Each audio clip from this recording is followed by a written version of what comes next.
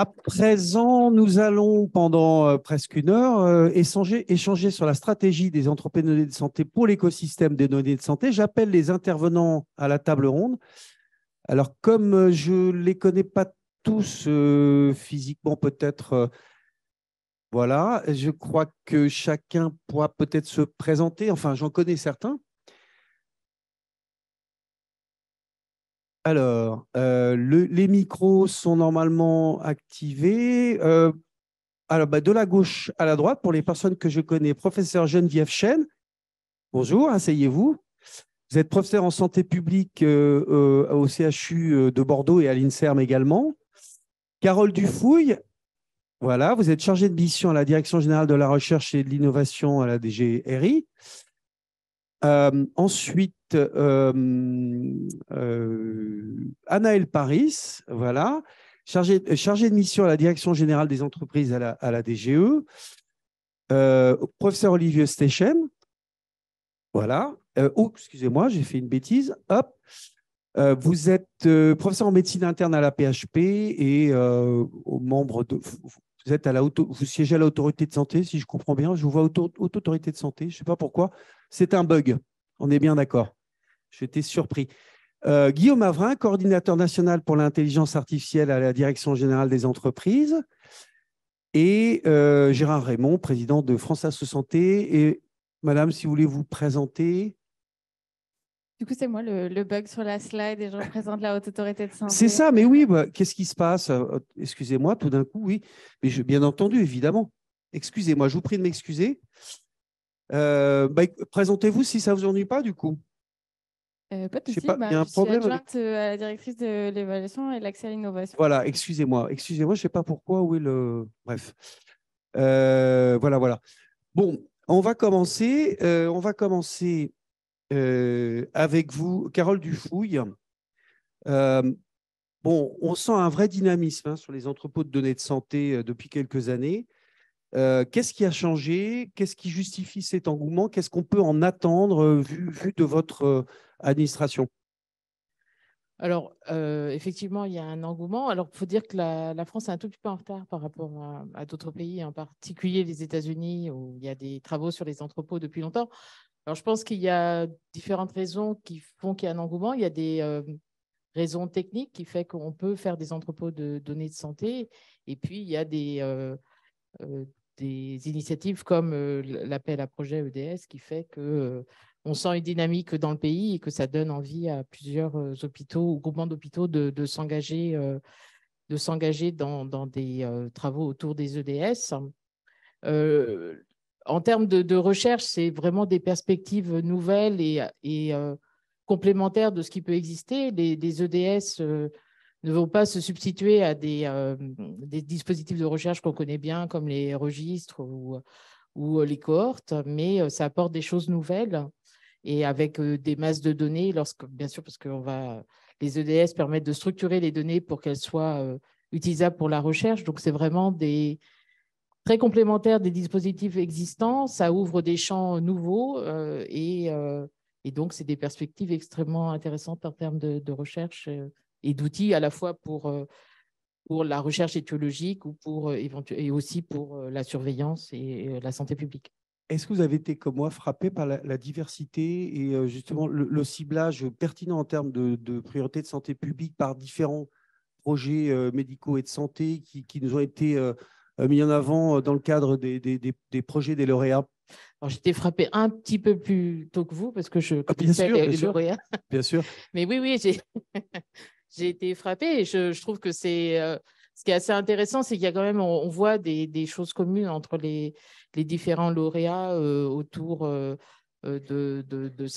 la prise en charge de certaines maladies, mais aussi sur les signaux avec les effets secondaires des médicaments. Donc, je trouve que c'est vraiment, on voit que il y a certaines choses qui sont communes à tous ces projets et puis des complémentarités. Et donc, c'est extrêmement frappant.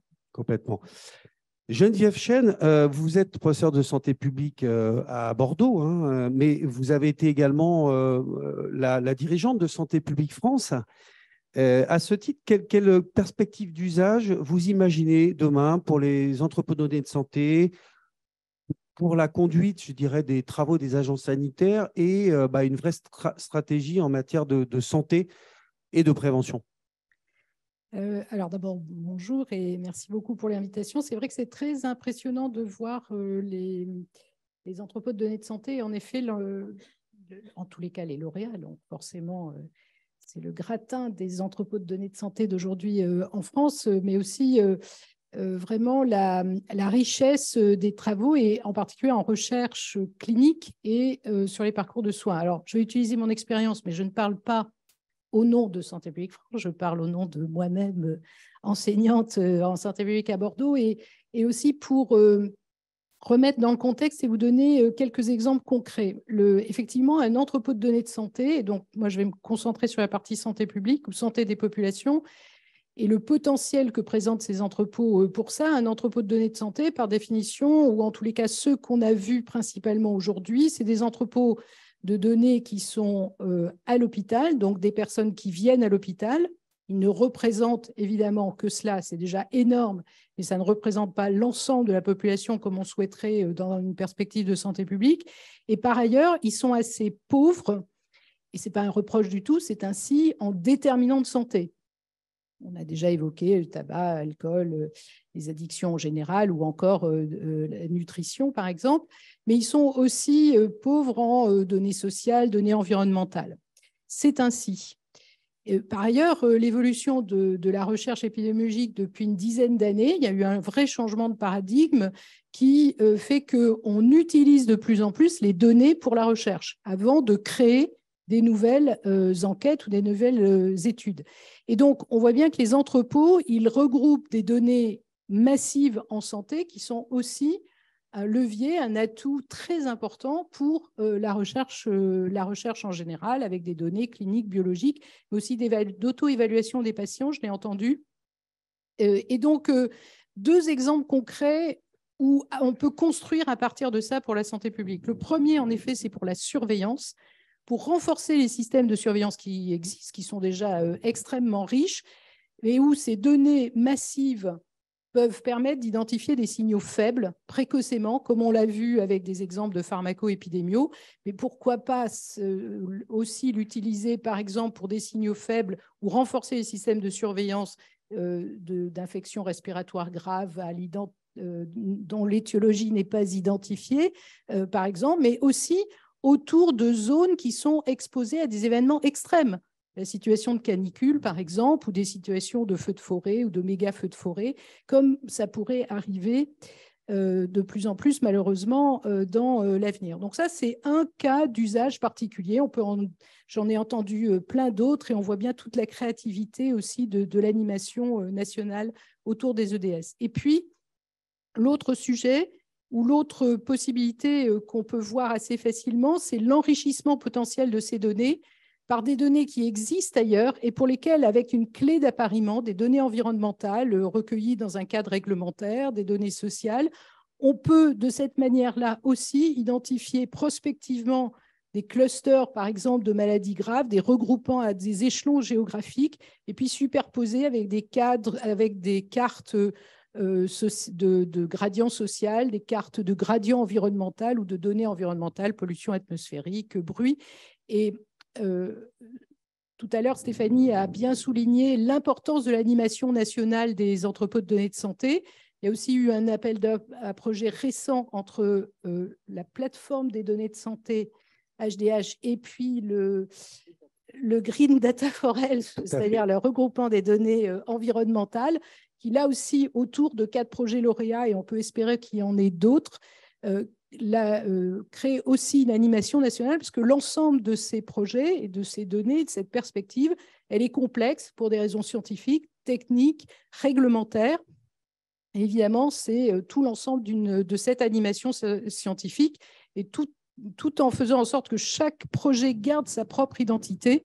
Évidemment, mettre autour de la table toute cette intelligence collective est très important, justement pour lever l'ensemble de ces verrous, mais aussi progresser justement en santé publique. Un puissant instrument pour donner du contenu à une politique dont on a du mal à cerner le périmètre. Je pense à One Health, à une seule santé, quelque part.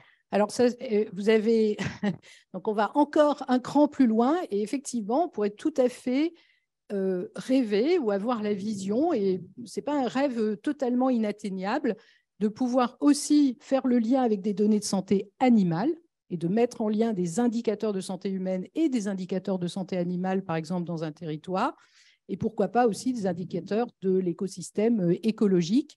Et on voit bien comment, on voit bien, en tous les cas, on peut voir le potentiel de cet ensemble de données, mais aussi de cerveaux mis autour de la table qui peut améliorer la connaissance ou les connaissances en termes de une seule santé, Bien sûr. effectivement. Et on pourrait également affiner des politiques territoriales en fonction de du croisement de ces données. Par exemple, pour identifier des incidences de pathologies dans des zones localisées. On ne va pas citer…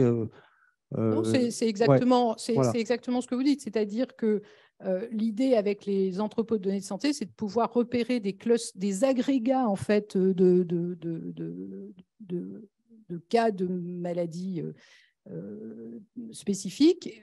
Ça peut être chez les enfants en particulier pour les infections respiratoires sévères, par exemple, ou des cas d'asthme sévère. Je prends cet exemple parce qu'il a été un des exemples lauréats à l'appel à projet HDH et Green Data for Health. Et effectivement, de pouvoir identifier des zones territoriales sur lesquelles on peut développer de manière plus active des politiques de prévention, mais aussi des politiques publiques vis-à-vis de la diminution de la pollution, vis-à-vis de la diminution du bruit, etc. Pour un professeur de santé publique, c'est un nouveau champ qui s'ouvre. Pas simplement je pense pour que vous, c'est mais… pour l'ensemble des spécialistes de santé publique, c'est un potentiel absolument considérable et qui va dans une trajectoire de réutilisation des données de santé. Comme l'a très bien dit Carole Dufouil, on ne va pas supprimer les registres, faire à la place des registres d'un certain nombre d'enquêtes. En revanche, la richesse de ces données est telle que, avec l'ensemble à la fois des enquêtes ad hoc et de ces données, on peut aller beaucoup plus loin effectivement dans les données et surtout la connaissance de la santé de la population qu'on peut avoir aujourd'hui. Merci, professeur Chen. Olivier Stechen, donc professeur de médecine interne à la PHP. En tant que professionnel de santé, quelle vision vous avez de ces entrepôts de données de santé? Quelles attentes vous en avez? Comment vous pensez pouvoir l'utiliser dans votre spécialité et dans la conduite, évidemment, des progrès médicaux à la PHP? Bah, écoutez, en tant que professionnel de santé, j'ai à cœur un peu plus près du micro, d'appuyer mes décisions sur des résultats de la recherche clinique qui ont un bon niveau de preuve. On a vu plein de cas d'usage. On pressent que, bien que ce soit des données observationnelles, on va pouvoir quand même générer une information utile aux cliniciens. Il y a 2 cas d'usage, ou 2 familles d'usage qui me semblent être potentialisées par la mise en réseau des entrepôts de données de santé. C'est l'aide au recrutement pour des essais conventionnels. Ça, c'est vraiment quelque chose qui va changer la donne, notamment dans les maladies rares. Et puis, l'émulation des essais cliniques, où en mettant en réseau des entrepôts de données de santé d'hôpitaux différents, on va pouvoir comparer des pratiques différentes et les résultats de soins. Ça peut être le cas en chirurgie ou dans des services qui utilisent des innovations thérapeutiques ou diagnostiques et voir si ça apporte quelque chose comparé à des prises en charge plus classiques. D'accord. Aujourd'hui, vous avez l'usage déjà de l'entrepôt de données de santé de la PHP dans votre activité? De façon plus terre à terre, effectivement, et au-delà de mon rôle de chercheur, puisque je l'utilise en tant que chercheur, mais en tant que clinicien, il y a déjà des usages qu'on peut réaliser dès maintenant. En tant que chef de service, par exemple, le pilotage, ça s'entend à l'échelle du territoire ou à l'échelle d'un hôpital, mais également à l'échelle d'un service. Donc, moi, c'est intéressant de savoir quel est le profil des patients qui sont hospitalisés dans mon service, d'où ils viennent, où ils vont, de manière à nouer les partenariats les plus efficaces, les filières de soins les plus efficientes, d'identifier les besoins de formation de mes équipes, évidemment. Pour mes patients maladies rares, par exemple, je peux savoir lesquels recourent fréquemment aux urgences et essayer de comprendre pourquoi. Donc, aussi de la détection de signaux un petit peu en dehors de la distribution attendue. En évaluation des pratiques, je pense que les entrepôts de données de santé, ils ont ça peut être des outils qui redonnent du sens finalement à l'évaluation des pratiques, avec des indicateurs de qualité des soins, de sécurité des soins, d'efficience qui seront plus pertinents, je pense. Je vous donne un exemple. On est jugé sur l'IPDMS, l'indice de performance de la durée de moyenne de séjour, où on compare les hôpitaux et les services en fonction de la durée de séjour moyenne pour un profil de patient donné.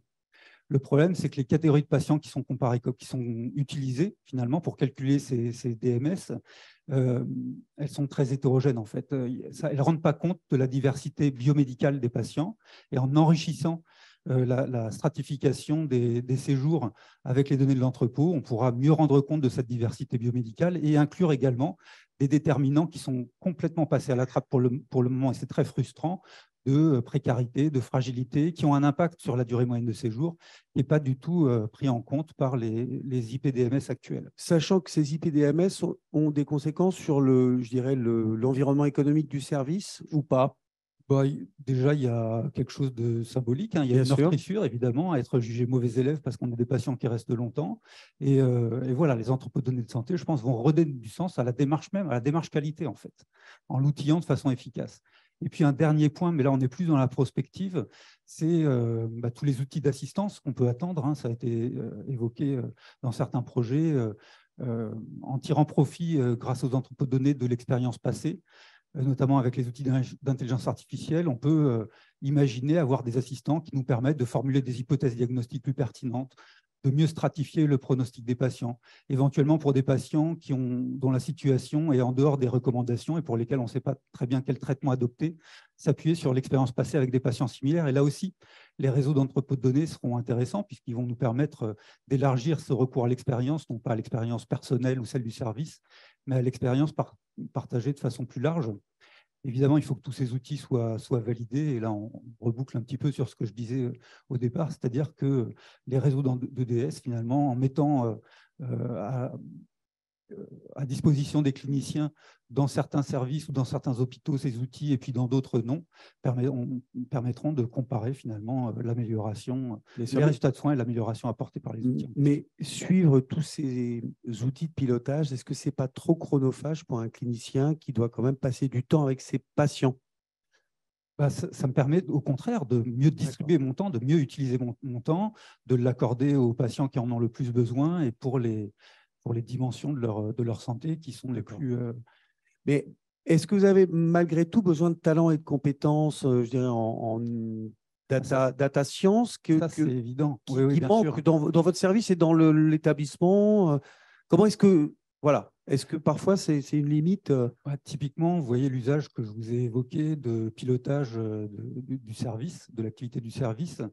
Ça nécessite d'avoir des outils de visualisation finalement des données et de création d'indicateurs agrégés. Et on a bien vu la manière dont le passage d'un outil historique à un outil nouveau qui nous permet de visualiser des entrepôts de données de santé à la PHP change la donne en fait. Et ça a été permis par une équipe technique performante et à l'écoute des besoins des utilisateurs. Merci, professeur Stechen. Judith Fernandez, excusez-moi encore pour l'impair du début de la réunion. Donc, vous êtes adjointe à la directrice de l'évaluation et de l'accès à l'innovation à la Haute Autorité de Santé. Alors, les EDS, vu de la HAS, quel est l'intérêt, notamment pour l'utilisation des données de vie réelle et aussi, évidemment, pour l'activité d'évaluation que vous menez au sein de l'institution? Je pense que ces données, elles ont un potentiel énorme pour le suivi. Excusez-moi. Pour le suivi des produits de santé, des technologies de santé, en particulier pour le suivi des innovations. Ces innovations, elles arrivent très vite sur le marché avec des revendications assez élevées et les innovations, elles ont tendance à nous rendre un peu tous impatients. Côté autorité de santé, on est aussi impatient en fait, d'avoir des réponses à beaucoup de questions et d'avoir des données qui viennent nous rassurer dans le suivi et tout au long du fil et de la vie des produits de santé. C'est vrai qu'on a ce caractère, on souhaite avoir des données et lever des incertitudes au plus vite. Et c'est là où on est toujours un petit peu limité avec des données un peu plus traditionnelles de registres, de cohortes qui d'ailleurs n'existent pas toujours, puisqu'elles mettent très longtemps à se structurer, à arriver jusqu'à nous. Et quand on est dans une ère thérapeutique, il n'y a aucune initiative déjà établie en France, on a énormément de difficultés à mettre en place un nouveau registre pour répondre spécifiquement à nos questions. Donc, on voit évidemment un grand intérêt à réutiliser des données. On est très enthousiaste à voir comment les données des entrepôts de données de santé en France se structurent et pourront très certainement à l'avenir répondre à certaines de nos questions sur des produits de santé, mais aussi sur des concepts un peu de méthode, puisqu'on a vu tout à l'heure qu'il y a aussi beaucoup de travaux, un petit peu plus de fond sur pouvoir progresser sur les modélisations in silico, sur des données de comparaison externes. Et tout ça, c'est des sujets de fond qui, d'une certaine façon, vont un jour impacter les décisions de la Haute Autorité de santé à l'échelle nationale. Prenons un des accès à l'innovation qui est célébré et reconnu en France, qui est l'accès précoce. L'accès précoce, normalement, produit effectivement tout un set de données dont vous dites que jusqu'à présent, elles parviennent assez tardivement à l'autorité d'évaluation. Là, ce que vous attendez, c'est pour avoir une remontée instantanée, mais en tous les cas très rapide sur ces prêts-accès au marché, en quelque sorte, pour pouvoir vous prononcer avec tous les éléments de la décision dans le cadre de l'autorisation. Pas de l'AMM, hein, mais de la procédure d'évaluation de la valeur. Alors, la remontée instantanée, c'est un petit peu le rêve absolu, je pense, de tout le monde ici, les clics-boutons. Je pense que dans un premier temps, elle pourrait permettre de compléter les données qui nous viennent, parce qu'en fait, les données d'accès précoce, elles nous viennent dans des calendriers qui sont acceptables, mais elles nous viennent de façon très parcellaire. Essentiellement parce que pour des limites qu'on connaît tous et qui sont liées au poids de la collecte de données en VIREL par les praticiens eux-mêmes et sur le terrain. Donc, pouvoir venir compléter ces données-là, apporter un support, parce que de toute façon, si les cliniciens doivent remplir ces données autant qu'ils ne les remplissent pas 2 fois, pouvoir être alimenté, que ce soit partiellement ou complètement par les données des établissements des entrepôts de données de santé, c'est évidemment une perspective qui nous intéresse de près et qu'on espère se voir développer à l'avenir. Bien sûr. Vous avez une autre activité à la HAS qui est aussi l'accréditation des établissements. Est-ce qu'on peut imaginer que ces données dans les entrepôts pourront demain affiner les critères d'accréditation, d'émission de réserve, hein, on sait que c'est la procédure. Est-ce que ça fait partie de votre ambition? Alors, évidemment, aujourd'hui, je me suis concentrée sur l'évaluation des produits technologies de santé, parce que c'est mon corps de métier. Mais effectivement, il y a tout un pan sur l'utilisation de ces données pour la certification, la qualité des soins, en particulier pour la création des indicateurs. On est très intéressé de pouvoir définir des indicateurs qui sont compatibles avec des données qui sont générées dans les entrepôts de données de santé. On a fait un rapport d'ailleurs au niveau de la Haute Autorité de santé qui justement est spécifiquement sur les entrepôts de données de santé hospitaliers et qui définit comme ça plusieurs pistes et d'intérêts, de projets qu'on souhaiterait voir se développer, et celui-là en fait partie. Bien sûr. Autre question, il y a certaines innovations technologiques qui sont un peu, me semble-t-il, dans un angle mort en termes d'évaluation. Je pense notamment aux thérapies numériques et digitales. On ne sait pas encore trop comment établir et comparer leurs valeurs.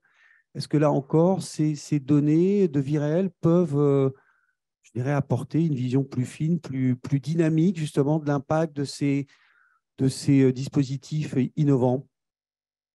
Oui, il y a beaucoup d'incertitudes sur l'impact collectif de ce type de dispositifs, notamment sur l'impact budgétaire, tous les dispositifs à usage professionnel qui sont un petit peu, qui ne rentrent pas forcément directement derrière dans l'émission de la Haute Autorité de santé. Il y a toujours une incertitude sur l'apport collectif et à l'échelle de la nation. Donc, effectivement, toutes données supplémentaires qui pourront permettre d'alimenter et étayer un peu l'impact de ces technologies, y compris sur l'impact budgétaire, sont évidemment appréciées.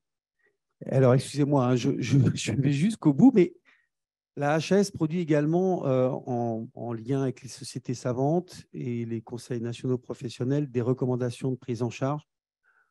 On peut assez régulièrement entendre des praticiens dire, voilà, ça fait 5 ans que tel reco n'a pas été actualisé, qu'il y a eu plein d'innovations thérapeutiques. Là, c'est pareil, vous allez pouvoir aller plus vite, plus souvent dans l'adaptation, je suppose, des recommandations de prise en charge dans les différentes pathologies.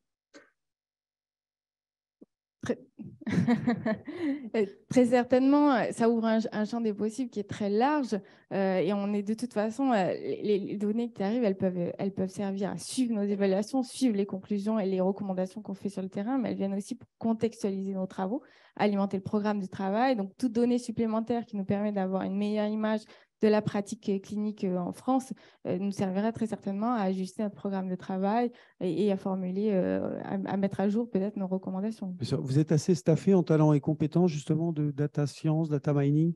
Qu'il est aujourd'hui, qu'il aurait la prétention aujourd'hui de dire qu'il est suffisamment staffé pour répondre à tous ces enjeux. Évidemment que, voilà, comme toute autorité publique, et on est nombreux à le représenter aujourd'hui, évidemment, on fait face à des limites humaines et de ressources. Après, l'HAS n'est pas un organe qui va aller faire directement de la recherche. On est ravis de vous voir très nombreux aujourd'hui pour pouvoir un jour alimenter aussi nos productions. On a une équipe évidemment à l'HAS auprès des services métiers, mais aussi au niveau de la direction, on a une mission data qui travaille activement sur cette thématique-là. D'accord. Ah, ça tombe bien parce que justement à votre gauche, il y a quelqu'un qui peut fortement contribuer à la formation des talents et compétences d'avenir sur ces questions.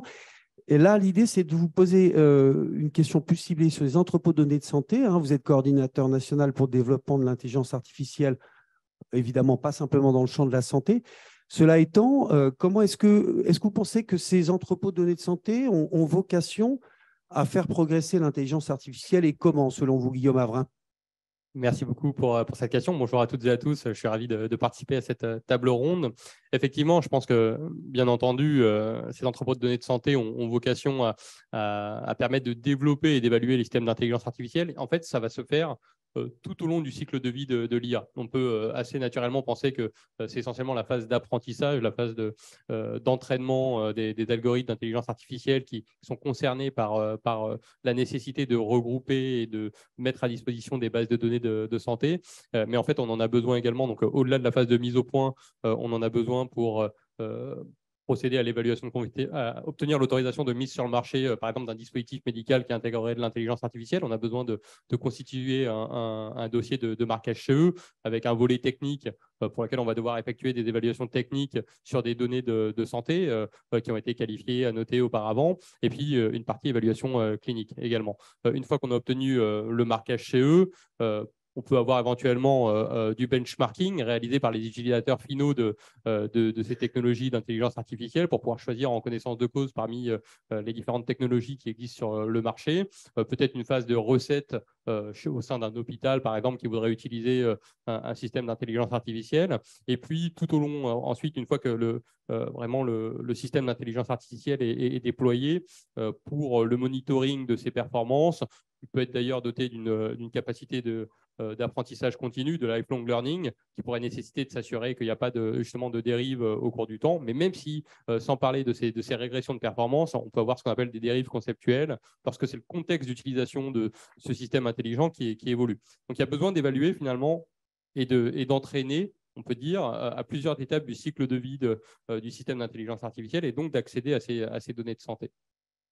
Et à ce sujet, on s'intéresse notamment aux exigences attendues de ces données au sein de la Coordination nationale pour l'IA, parce qu'on a notamment des enjeux de représentativité, donc d'exhaustivité par rapport au domaine d'emploi de ces systèmes intelligents et de réalisme des données utilisées. A priori, dans ces entrepôts de données de santé, on est surtout sur des données qui sont collectées en conditions réelles de fonctionnement, de traitement du patient, mais on a de plus en plus des considérations également de génération de données synthétiques ou c'est très à la mode en ce moment, et Stéphanie en parlait tout à l'heure avec l'actualité TAL, le Reinforcement Learning with Human Feedback. Donc, finalement, le fait qu'on utilise l'intervention humaine dans le développement des systèmes intelligents. Donc, c'est des questions qu'on se pose autour de la représentativité de ces bases de données.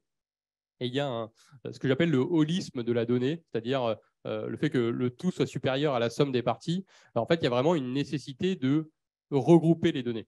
C'est extrêmement important. Pour prendre un exemple qui n'a rien à voir avec le domaine du médical, si vous voulez évaluer un véhicule autonome, sa capacité à franchir un portail par temps de brouillard, c'est plus difficile comme tâche de faire ça pour un véhicule autonome que de faire deux tâches séparées, une tâche qui serait franchir un portail par temps clair et une autre tâche qui serait aller tout droit par temps de brouillard. Donc, il faut que les données brouillard et les données portail soient situées au sein de la même base de données. Et ben, on a exactement les mêmes considérations, les mêmes problématiques dans le domaine de la santé pour l'intelligence artificielle, la nécessité de regrouper au sein d'une même base de données un maximum de scénarios d'usage du système intelligent, de facteurs d'influence associés à ce domaine de fonctionnement. Et donc voilà, il y a vraiment ce phénomène de holisme de la donnée qui est important. Et je suis désolé, ma réponse est un peu longue. Non, c'est très bien, au contraire. Il y a un autre phénomène qui me semble particulièrement important, il y a un cercle vertueux associé à la donnée que vous connaissez bien. Généralement, les clients, entre guillemets, se rapprochent des plus grosses bases de données. Eux-mêmes viennent avec leurs propres données, ce qui contribue à alimenter cette base de données initiale.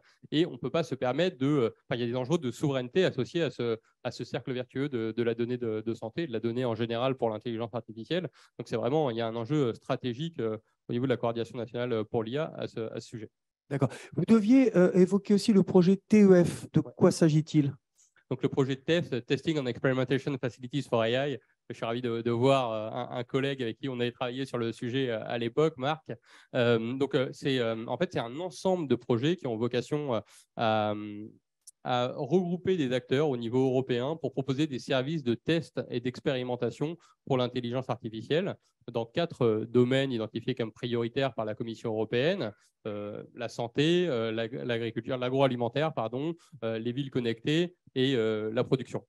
Et donc, il y a un TEF qui est dédié au domaine de la santé, qui propose ces services de test et d'expérimentation à l'ensemble des PME et ETI au niveau européen à un coût réduit, l'accès à ces services de test et d'expérimentation.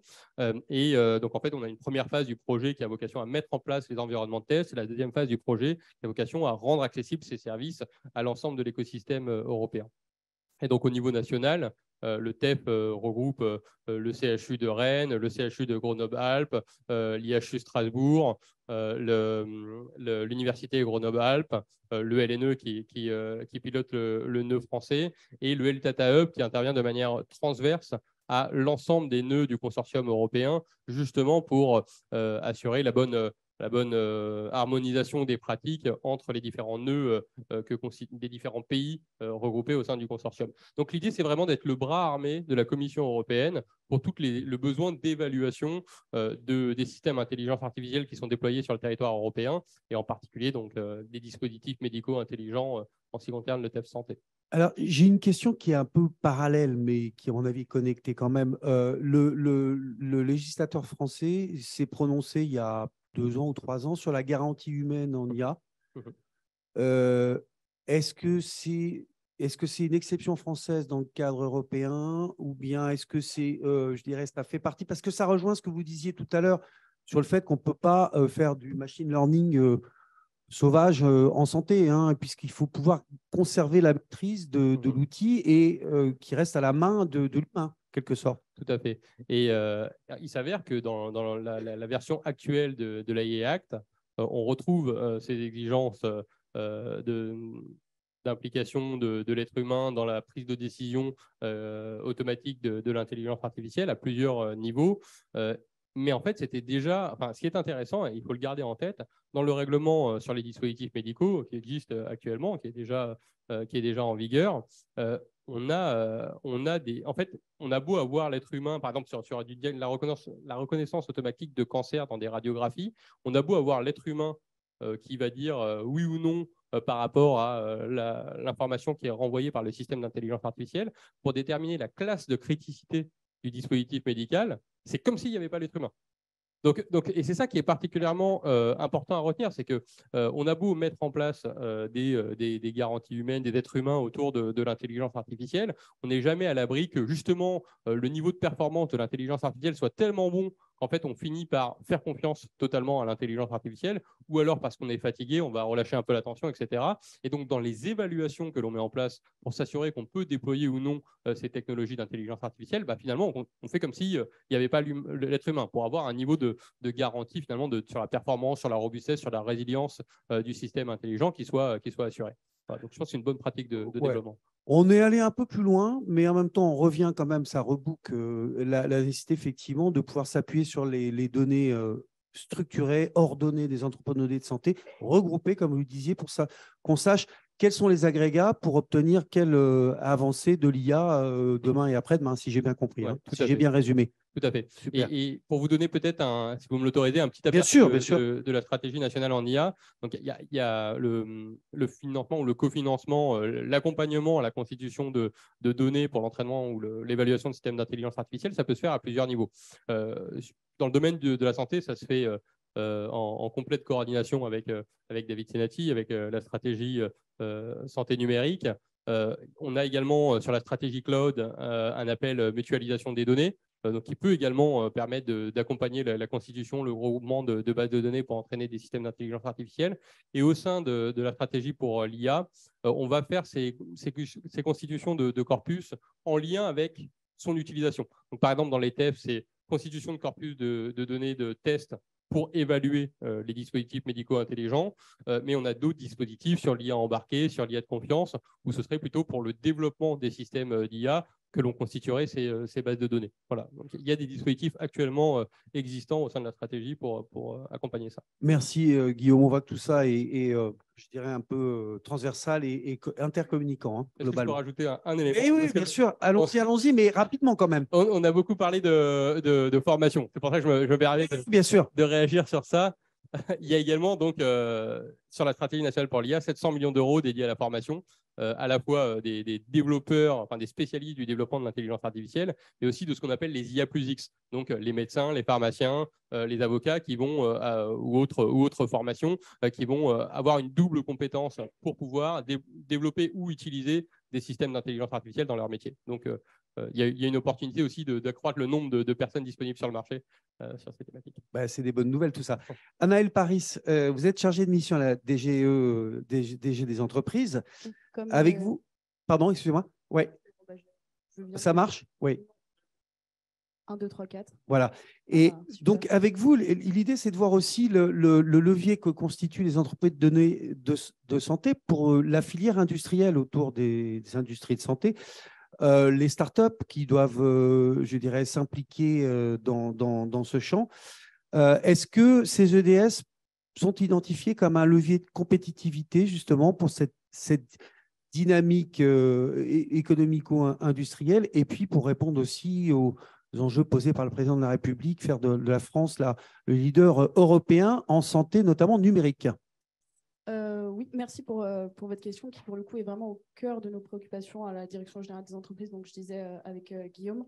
Et pour vous répondre, oui, pour nous, les EDF peuvent totalement constituer un levier de compétitivité pour la filière industrielle, puisque, en fait, plus les EDS vont se construire et se consolider, plus il va y avoir une quantité de données disponibles importante, plus ils vont intégrer de nouvelles données, comme par exemple, on parlait plutôt des données vie réelle, plus les données vont être structurées, plus elles vont être qualifiées, et plus ça va être un facteur d'attractivité pour les entreprises qui vont pouvoir contractualiser avec ces EDS, soit sous la forme de partenarial avec les projets de recherche qu'on a vu plus tôt, soit sous une autre forme de transfert de technologie à partir de développement académique qui s'appuie justement sur les données issues des entrepôts de données de santé pour ensuite faire des développements qui seront ensuite industrialisés par les industriels.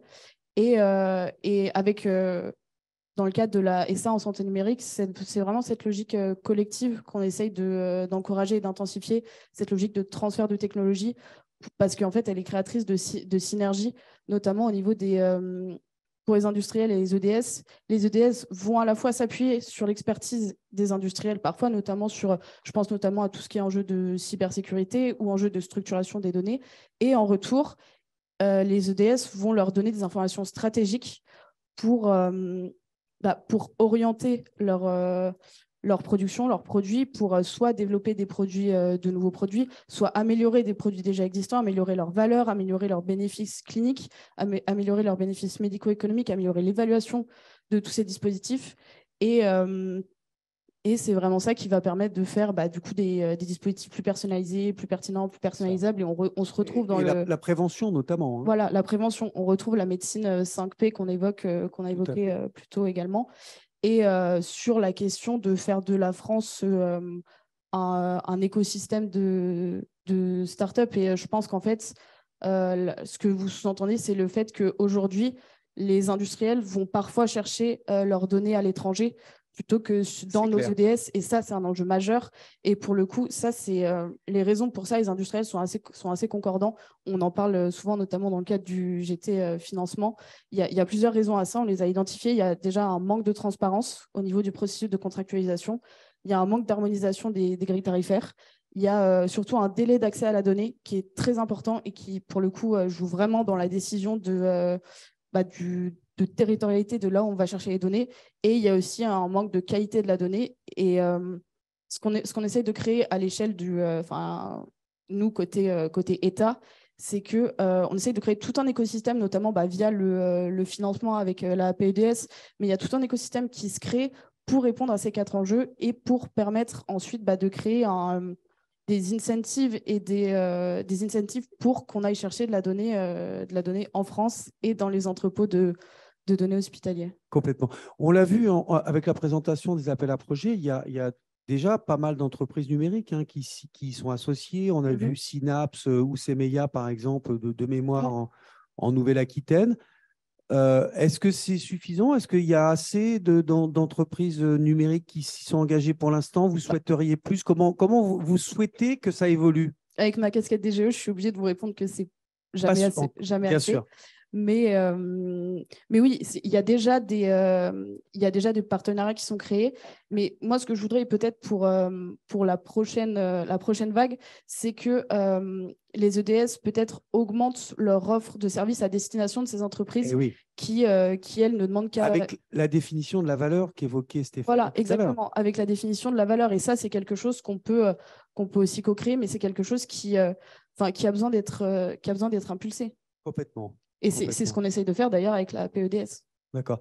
Je pense que Jean-Noël Barrot, tout à l'heure, nous confirmera et nous donnera peut-être un peu une vision un peu stratégique sur ce sujet-là. Hein. C'est quand même un de ces chevaux de bataille absolument centraux.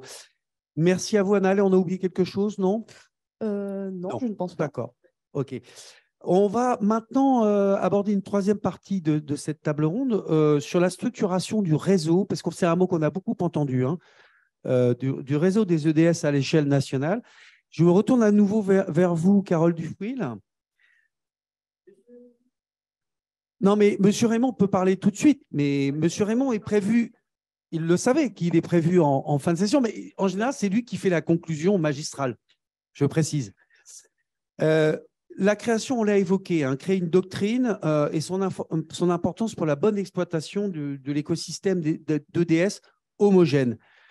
Plusieurs travaux sont en cours. Est-ce que vous pourrez nous les détailler un petit peu, les travaux sur les bases de données, sur la tarification, sur les enjeux de règles du jeu transparentes et claires et acceptées par tout le monde? Alors, je peux et je peux pas parce que d'abord, il y a des représentants de certains GT qui sont là. Oui. Est-ce que Claude Gissot a largement présenté les groupes de travail. Donc, effectivement, il y a le groupe de travail sur le financement qui a eu 2 parties. La première, c'était sur le financement des EDS avec l'idée d'avoir un modèle économique qui soit pérenne. Donc, c'est au-delà de l'appel à projet. Et puis, il y a l'idée aussi d'avoir ce GT, la suite de son travail consiste à faire des grilles tarifaires.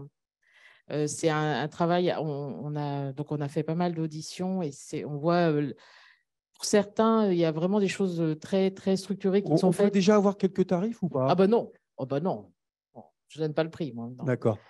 Non, mais en tout cas, il y a des exemples. Je pense que par exemple, Hugo, qui est très avancé dans sa tarification et les choses sont assez claires. Enfin, dans toutes les auditions, j'espère que vous m'en voulez pas de parler de vous. Mais Carole, j'ai trouvé que c'était un ou 2 exemples de ce que porte Hugo, par exemple, qui peut aussi nous le détailler tout à l'heure en intervenant. Mais c'est juste pour qu'on ait du concret. Non, mais je ne peux pas vraiment parler pour eux parce que Enfin, je ne sais pas à quel point c'est une audition, donc je peux pas donner les résultats des auditions. Mais ce qui est important, en tout cas, de tout ce qu'on a pu écouter jusqu'à maintenant, c'est qu'il y a une grande hétérogénéité et que ça, il faut arriver à une harmonie plus importante. Et puis, ce qui a été dit, enfin, au-delà du modèle économique et d'avoir des tarifs, la difficulté, c'est les délais. Et bon, moi, je peux en parler pour une autre casquette. Hein. Je suis chercheuse, responsable avec Geneviève Chen d'ailleurs d'une cohorte, et on a une tarification qui est relativement simple et des accès aux données qui sont assez transparents, mais on a des grandes difficultés pour la mise en œuvre. Ça peut être un élément de définition du prix, la rapidité d'accès à la donnée, par exemple, ou pas? Bah, je ne crois pas que. Enfin, non, l'idée, c'est qu'on arrive tous à des délais qui soient raisonnables pour tout le monde. Et je ne pense pas que le prix puisse être aligné sur la rapidité, parce qu'à un moment, je pense que certains d'entre nous allons vraiment donner nos données. Et c'est l'avantage de personne. D'accord. Donc voilà, ça, c'est le premier groupe de travail. Le deuxième. La gouvernance. Il est sur la gouvernance. Alors, il y a là encore, il ne s'agit pas de refaire. Des choses qui existent. Donc, ce groupe de travail, il est coordonné par le président du CESRES. Et l'idée, c'est qu'il y ait au moins un certain nombre d'éléments qui soient partagés entre les EDS sur les bonnes pratiques et sur la transparence aussi, sur la façon dont les projets sont évalués et les accès aux données sont fournis. Et enfin, le troisième groupe de travail pour le moment, parce qu'on n'est qu'au début. C'est sur le socle minimal. C'est le socle minimal. Alors ça, je sais que je n'ai pas le droit d'en parler. Geneviève, à vous. Tout le monde a le droit d'en parler. Donc, ce groupe de travail, je le copilote avec Cyril Delpierre, qui est le directeur de recherche INSERM.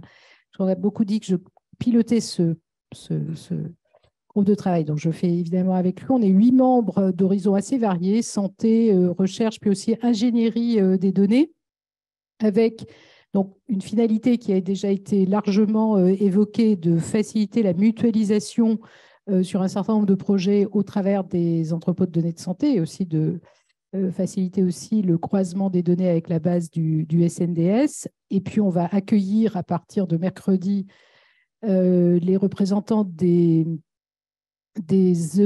entrepôts de données de santé lauréats de l'appel à projet. Donc, on a commencé à travailler évidemment à défricher un certain nombre de sujets, puisqu'il s'agit de définir, mais on est évidemment très intéressé et très impatient de pouvoir aussi avoir cet échange avec l'ensemble des entrepôts de données de santé qui vont mettre en œuvre, ou en tous les cas nous faire un retour sur ces premières réflexions, puis ensuite auront à mettre en œuvre ce socle minimal. D'ailleurs, socle minimal ne veut pas dire un petit nombre de données. Hein. C'est vraisemblablement un socle qui est sans doute déjà assez important, mais certains l'ont déjà évoqué assez naturellement. Donc, l'idée, c'est de définir un ensemble de variables communes assez évidentes, PMSI, données biologiques, données du compte-rendu de clinique, données de prescription, par exemple. Voilà, donc évidemment, ce n'est pas complètement défini, mais ça sera autour de ces éléments-là. D'identifier aussi des pathologies ou des prises en charge qui bénéficieraient d'une réflexion spécifique. Et en particulier, on a commencé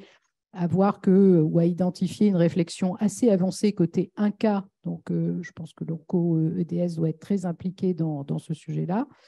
Et puis, donc, à partir de là, d'établir ce socle commun avec les entrepôts de données de santé hospitaliers. Ça se déroule, les travaux, au cours du premier semestre 2023. On a déjà donc fait cette première phase de défrichage d'état des lieux avec un certain nombre d'auditions à la fois de certains EDS, mais surtout d'usagers des données et sans doute d'usagers aussi du système de santé à venir. Et à partir d'une V0 qui sera disponible fin avril, il y aura une plus large consultation et réflexion.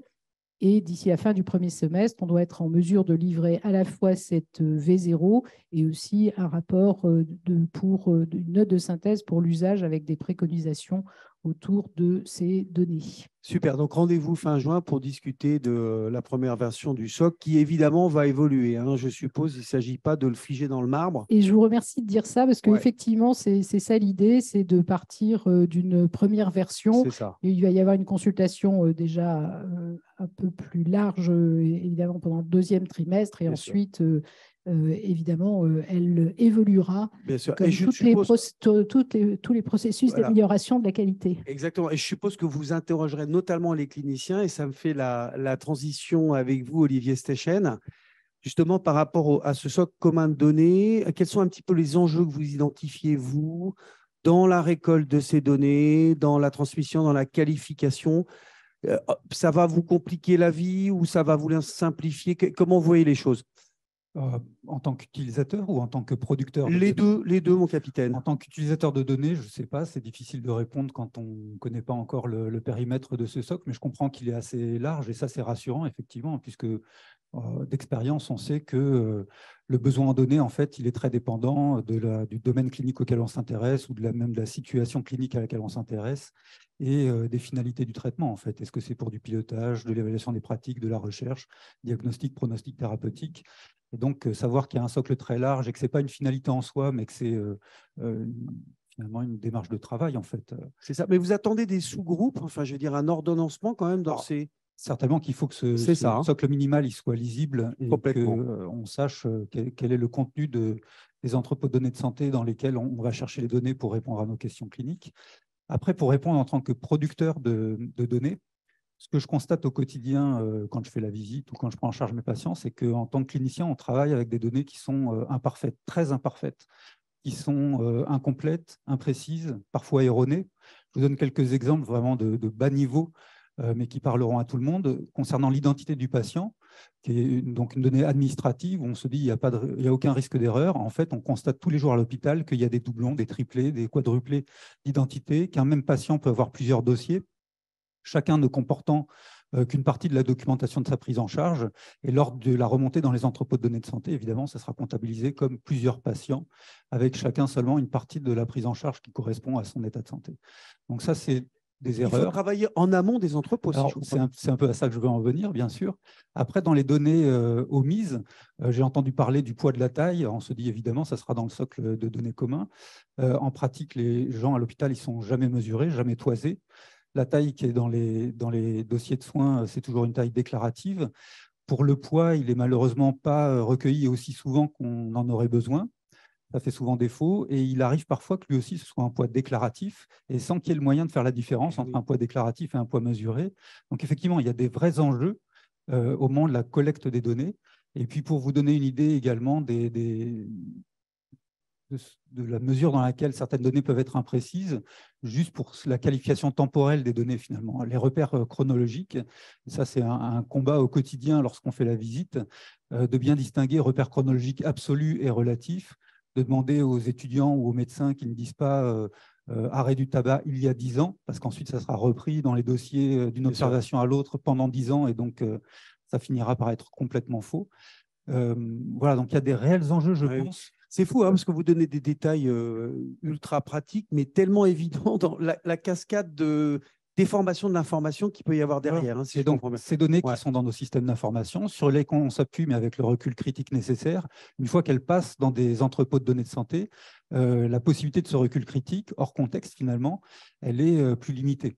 Donc je pense qu'il y a un réel enjeu à mieux qualifier les données qu'on verse, qu'on collecte finalement dans les systèmes d'information, et donc à accompagner le travail de définition des variables d'un socle commun, d'un travail de réflexion sur l'amélioration de la qualité de la documentation des soins, qui sera profitable pour les entrepôts de données de santé, mais aussi pour la prise en charge des malades, et ça c'est vraiment quelque chose qui me semblerait… Merci. important. Alors, je suis désolé, l'heure tourne, donc on va essayer d'accélérer, mais on laisse la parole en forme de conclusion à Gérard, président de France Asso Santé. Alors, les patients dans tout ça, ils font des fausses déclarations sur leur poids et leur taille dans les hôpitaux, visiblement. Alors, cher ami, vous commencez comme ça. On sait très bien que les patients sont, donc vous êtes associé inobservants, inconscients, etc., etc. Vous êtes associé donc à cette démarche des EDS. Même civil, puisqu'il faut de la peine aux médecins. Allez. Cher Gérard, donc ces entrepôts de données de santé, Comment est-ce que vous les soutenez ou pas chez France Assos Santé? Qu'est-ce que vous en pensez? Qu'est-ce que ça peut apporter aux patients de demain? Écoutez, ici, nous sommes tous convaincus effectivement de l'importance des données de santé et de la façon dont on peut les utiliser pour le meilleur, pour nous, pour la communauté, mais aussi pour l'ensemble de notre système. Et donc, mais ce n'est pas le cas partout, hein. Il y a encore quelques réticences et effectivement, il est indispensable que l'on continue et que l'on développe l'acculturation de l'ensemble de nos concitoyens, puisque s'il n'y avait pas de patients, il n'y aurait pas de données. Donc, il faut quand même aussi acculturer l'ensemble de nos concitoyens pour pouvoir recueillir les bonnes données de santé et leur donner toute la confiance, effectivement, dont ils ont besoin pour pouvoir autoriser le retraitement de ces données de santé pour faire de la recherche. Le France Assos Santé, rapidement, hein, c'est un collectif, c'est l'Union nationale des associations agréées du système de santé créée par la loi, qui a une première mission, c'est celle effectivement d'émettre des avis auprès des autorités et du ministère pour les textes réglementaires ou législatifs, mais c'est aussi, là aussi, notre mission prioritaire, c'est de recruter, de former les représentants des usagers qui doivent siéger dans l'ensemble des instances que sont les établissements de soins, mais au-delà, que ce soit l'assurance maladie et bien d'autres autorités et agences. Et donc, dans le cadre, effectivement, depuis maintenant 5 ans, dans le cadre du développement du deuxième élan, dirons-nous, du numérique en santé, le travail collaboratif que nous avons eu, que ce soit avec la création du Hub Data, où tout de suite nous avons été associés à la gouvernance, mais aussi au travail collaboratif interne, en créant un service citoyen pour pouvoir effectivement faire participer l'ensemble des associations et des usagers de la santé, mais aussi avec le département du numérique en santé, il y a 4 ans, où nous avons créé là aussi une véritable dynamique d'un travail de fond avec les responsables d'alors pour pouvoir véritablement enlever tout le poids qu'on pouvait avoir autour du DMP et de pouvoir créer une nouvelle dynamique et une appropriation, effectivement, du numérique en santé pour l'ensemble de nos concitoyens. Donc, on ne peut que se féliciter aujourd'hui du travail accompli et du travail qui reste à faire aussi et que nous continuons à faire, particulièrement avec le Hub Data, sur, effectivement, la gouvernance et sur la réflexion que nous devons mener à la formation. Les patients ne sont pas simplement dans un regard un peu éloigné du dispositif, puisque je crois qu'en partenariat avec le Health Data Hub, vous avez vocation à siéger dans les instances de gouvernance des entrepôts de données de santé. Pour y faire quoi, selon vous, Gérard?